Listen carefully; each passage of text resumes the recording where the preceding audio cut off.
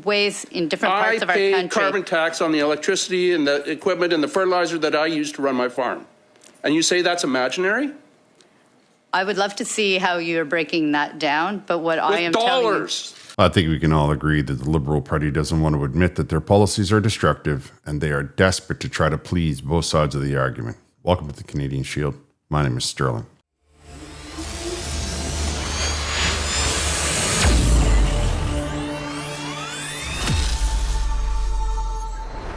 Environment Minister Julie Babrusin, a Liberal, appeared before the Environment Committee to talk about how the taxes that are being put on Canadians' food is not really a tax, and it doesn't increase the cost of everything, which is all, what we've heard time in and time out. Every time that Liberals put a tax on a product, they try to reassure you that it's not costing you more money. There's no economic sense to it at all. That makes no sense. The more that something costs you to make, the more it's going to cost you to buy. Of course, the Liberal government and facts don't always have the tightest of relationships. What's also funny about this environment minister coming into this committee was she was confronted face to face by a farmer who's impacted by these so-called non-existent taxes. And she did not handle it well. Let's dive right in. Thank you, Mr. Chair. Now, at the UN's International Maritime Organization meeting, your government voted in favor of new net zero carbon tax on shipping.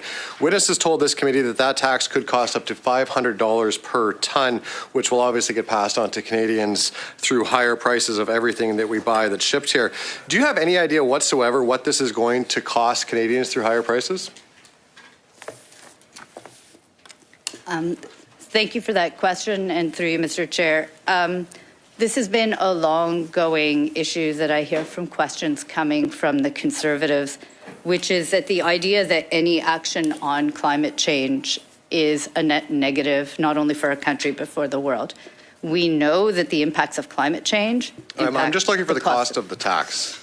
If implemented, has the department have done any estimates on what the tax would cost the average item in Canada and therefore Canadians that's passed on to?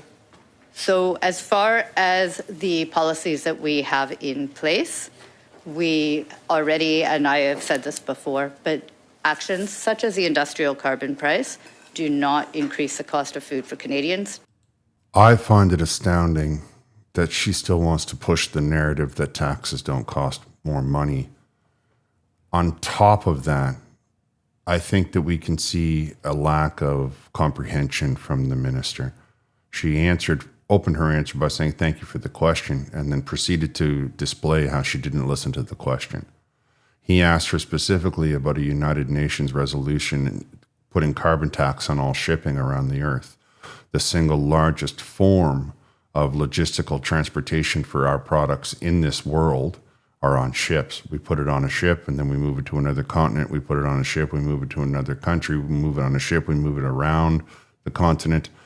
Now, in some cases, like North America, trucking is a very large industry for moving freight around as well. But in other situations, you see people put it on their electric scooter and carrying it home.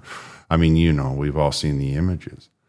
When I tell you that shipping is moving freight since the beginning, since we've realized something could float, we were putting stuff on it to sail it across a river or upstream or across the Mediterranean or up the Nile or whatever it happens to be. So this is a very significant question because it will impact not only the cost of things in North America and Canada, but it will certainly impact the cost of everything around the world. Who gets that money? That's a question that we should be looking at. And I'm putting together the pieces on the UN resolution, which Donald Trump has caused them to stall for at least a year because he said, I'm not participating. And they all said, you know what, this is a terrible idea. However, Julie Babrusin came into this meeting so defensive that she refused to listen to the question. She was sure what they were going to say, and she had an agenda she wanted to get out in front of. She wanted to say, oh, the Conservatives think that everything is a net negative. Well, when it's destroying your life, Mr. Babrusin, it is a net negative. And when you tell yourself that it's all about your ideology, no matter what happens or no matter how much impact and hardship it brings to the Canadian people that you claim to represent, I just feel like the least you could do is listen to the question. Thank you for raising that. The Environment Commissioner, the PBO, the independent experts, pretty much everyone except for yourself, has agreed that you will not hit the Paris targets as originally intended. Can you finally admit that your emissions reduction plan is not working and will not achieve the targets that you've laid out? Interesting. Well, I am the Environment Minister, first of all, but second of all, when you're talking about the PBO report, specifically did not take into account the climate competitiveness strategy.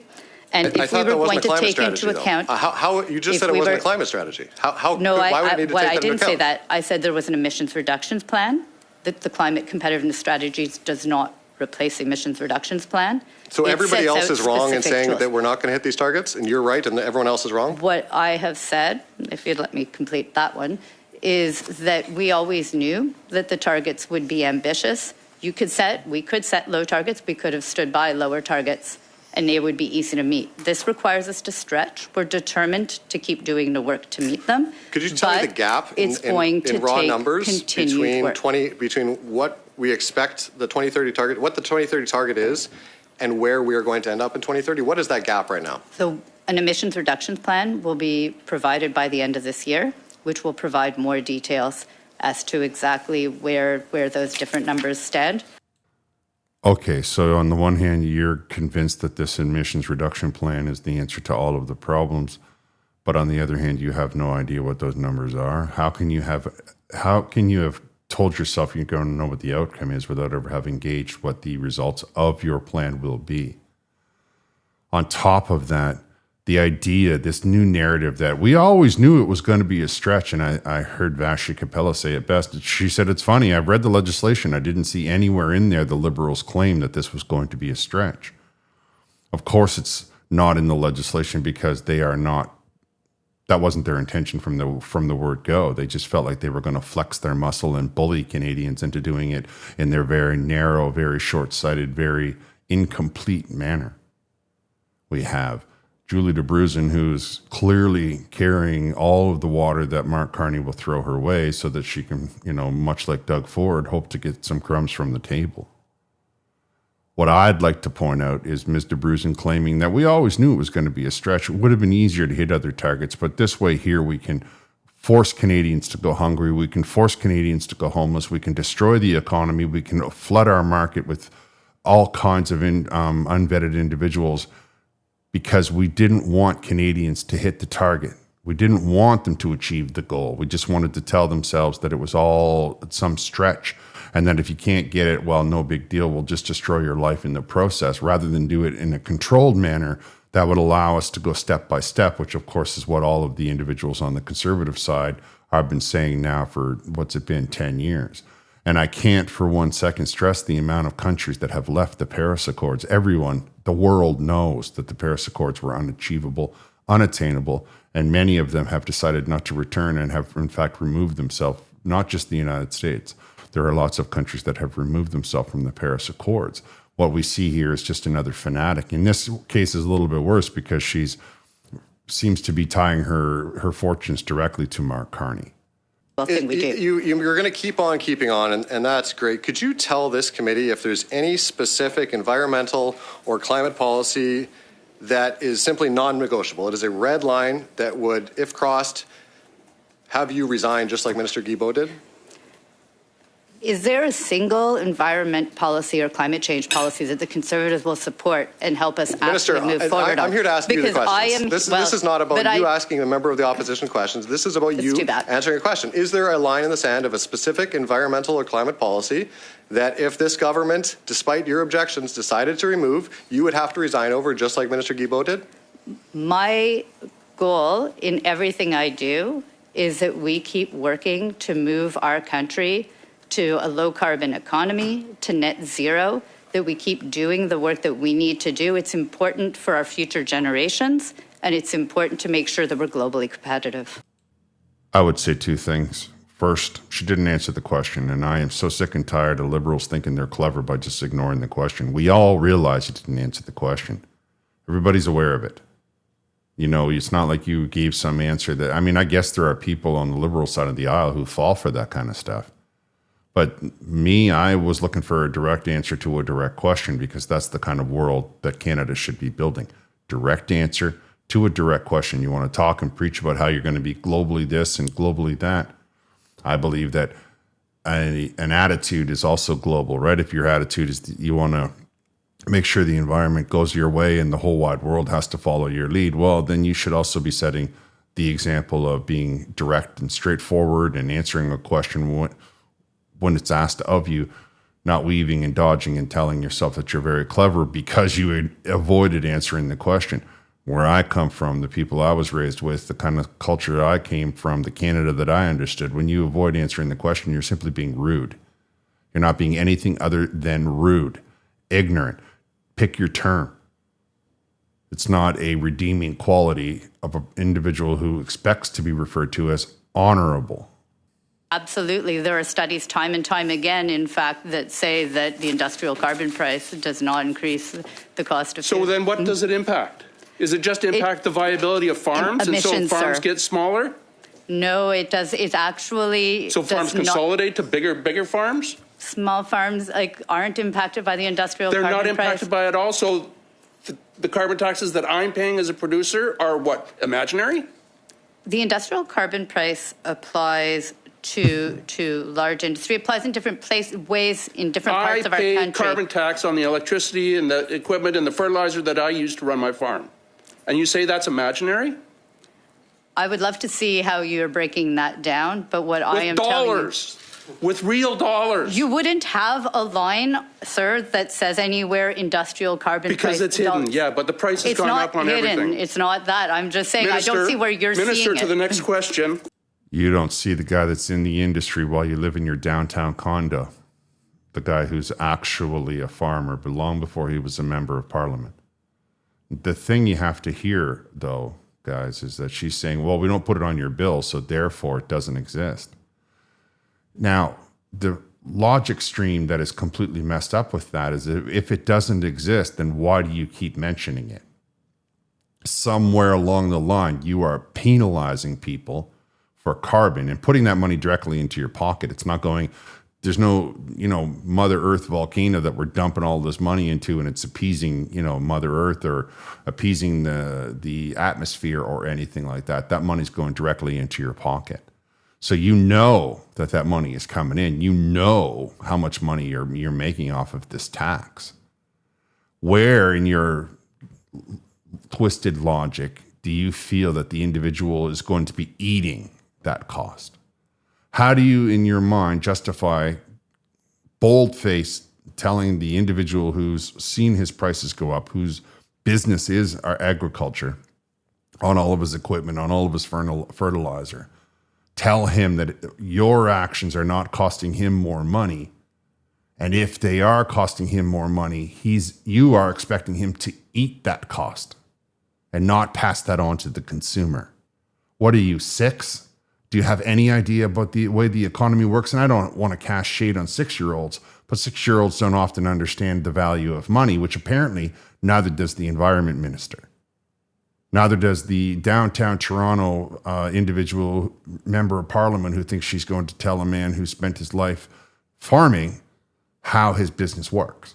Because, she's the environment minister. Nothing, so much arrogance in that statement and so much inconsiderate and lack of foresight in the entire approach to her answer. And it gets me a little fired up because it's obviously being passed on to the consumer.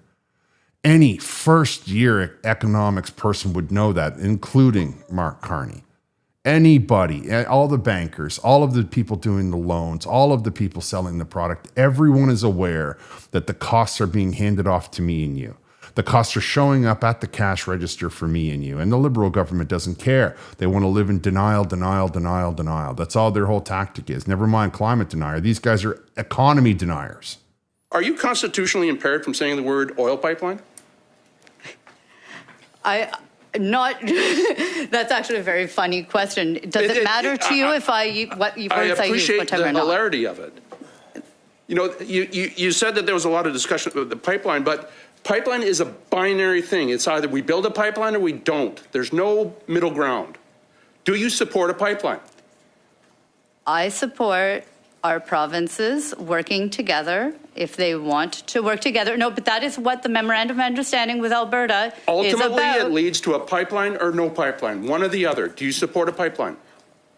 I support that if the provinces and the Indigenous peoples are in agreement, that then there is a pathway to actually make that happen. But I am not what going happen? for a pipeline. But Thank what you I'm very saying, much, Minister. but no, but I think it's really important. I would not override Indigenous peoples' agreement, and I would not override the province of British Columbia, which is what the Conservatives say they would do. So the province of British Columbia has a veto. The Prime Minister has been clear. The Prime Minister has sole responsibility under the well, I think Constitution and C5. You are repeating again the Conservative line that you would This is not override the Conservative line. provinces This is and legislation. Indigenous It's law. people. Point of order, Mr. Chair. And because she was in such a hard way after he already burned her for being a farmer, as you can see by the look on her face, she was running to the, point of order, Mr. Chair, the poor old translators. You know, the translators are having a hard time. So it's not that the questions were that Mr. Babrusin was making a fool of herself. No. It's not that Mr. Babrusin had no answer to the question, which was a direct question, right? It's not, you don't get to reframe the question. He said, do you support a pipeline? Yes or no? It's a straightforward question framed in such a way that there will be two suggested answers, yes or no. And you went on this meandering attempt to avoid it. Oh, well, I support, here's the thing, the other flaw with your answer, Mr. Babrusin, which of course was just, you might as well just scream, you might as well wear a shirt that says no pipelines. I mean, for your lack of direct answer, we glean the answer from your lack of response. Your meandering and trying to be clever with wording doesn't trick anybody, but I suppose the liberal side of the aisle. Unfortunately, you did say that if British Columbia doesn't agree, then there is no pipeline. So he is right. And you have let the cat out of the bag that the Liberal Party is simply trying to make people think that they're doing something while in reality they're doing nothing. Now they are set out to sabotage this very same memorandum of understanding that they had given to Alberta in an effort to appease the grumbling of Alberta, because they know that without the equalization payments coming out of Alberta, their government and Quebec will rot on the vine. Everybody is aware of that, again, because we understand basic economics. Perhaps the minister should be, instead of paying for her trips around the world or her dry cleaning, we should give her a tutor so she can understand basic economics. Nonetheless, what's really relevant to this conversation is it's a democracy. The Liberals are always huge on saying that it's a democracy. Now, the pipeline that has a pathway that everybody's aware of, and she keeps saying pathway because she wants to invoke the carbon capture. Nonetheless, the proposed route has 40 bands of First Nations along it, 36 of which have already agreed to the prospect of it, and only 4 are holding out, and British Columbia themselves, of course, are holding out. So if we were to take all of that, we can see that the majority of individuals want the pipeline. The majority of the First Nations wants the pipeline. The majority of the people that are impacted by the benefits of the pipeline want the pipeline, which is how a democracy works. Majority rules. So it's not about one person tying themselves to a pipeline saying no oil or, don't give me money because I don't want to have a revenue coming into my house every month. No. It's better for you to just say, no, we're not going to build it because one individual or one band, and by individual, I mean David Eby, or just one band in Northern British Columbia has decided that they, have been paid off bigger by the Liberal Party so that they can sit quietly and just say, no. It's majority rules in this country. It's democracy. And if the majority of the people want it, if the majority of the impacted bodies agree, then the majority rules. And that doesn't include whatever David Eby is hoping when he sits around the table talking about it. And it certainly doesn't include what Minister Babrusin thinks, who needs to hide behind one of her colleagues when they say, oh, point of order, Chair, what about the poor translators who might not be able to translate, and so on and so forth. The thing of it is that we all saw that Minister Babrusin was just getting wrecked by this guy because he came prepared, and she's just talking a whole host of rhetoric. We have to put prosperity first. If it adds 10 years to stopping the carbon, who cares?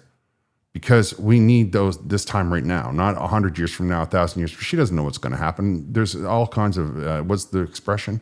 There's many a slip between the cup and the lip. She's not, she can't see the future. We can see right now. And right now we have a product that the entire world wants. And right now we have a desire to get jobs. And right now we have to make sure that we can get our people back into a decent standard of living as we rocket towards, not even being in the top 25 countries. That's my opinion. You can let me know what your opinion is down in the comments. I'm going to wrap here. Thank you for listening. I'll talk to you next time.